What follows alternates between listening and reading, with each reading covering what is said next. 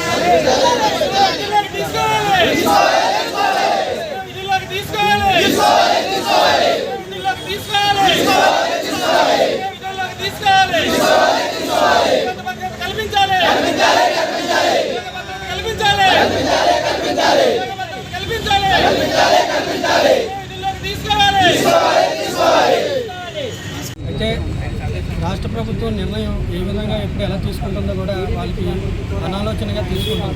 అయితే మాకు రాష్ట్ర వ్యాప్తంగా ఉన్న ration door delivery operator, MD operator వాళ్ళ బతుకుదేరువులు ఏ విధంగా మమ్మల్ని రోడ్డు పాలు చేయడానికి చూసారో అర్థం కావట్లేదు. మాతో అయితే ఈ వ్యవస్థను ఎలా మెరుగుపరచాలి, ఆర్థిక భారం ఏ విధంగా తగ్గించాలని రాష్ట్ర నాయకులతో చర్చించిన నారాయణ మనోహర్ గారు, కమిషనర్ గారు మళ్ళీ 20వ తారీఖు వచ్చేసరికి మీ వెహికల్స్ అన్నీ కూడా మేము రద్దు చేస్తున్నాం, మీ వెహికల్స్ కూడా ఇంకా మీకు అవసరం లేదు, మేమేదో మీ వెహికల్స్ అన్నీ కూడా ఫ్రీగా మీకు ఇచ్చేస్తున్నాం అని చెప్పేసి అన్నారు. మా వెహికల్స్ మీరు ఫ్రీగా ఇవ్వడం కాదు సార్, గత ప్రభుత్వంలోనే మాకు 90% సబ్సిడీతో 10% పర్సెంటేజ్తో మాకు వెహికల్ అనేది అందజేశారు. ఇప్పుడు ఆ వెహికల్ పెట్రోల్ వెహికల్ అది ఎటు విధంగా ఉపయోగపడదు, అది ఏ విధంగా మాకు ఉపయోగపడిన వెహికల్గా ఉన్నది.